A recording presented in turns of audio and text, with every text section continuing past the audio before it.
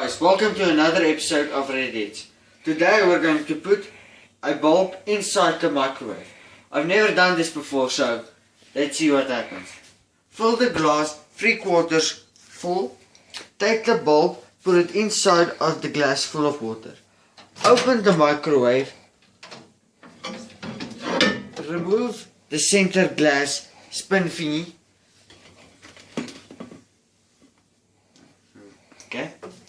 Place the glass inside the microwave, close the microwave and set it for 40 seconds. Let's see what happens. I hope it doesn't explode. Oh, it's starting. Oh, it's a little light. Oh, is that really all? Oh, that's boring. Okay. Well, you've seen it here.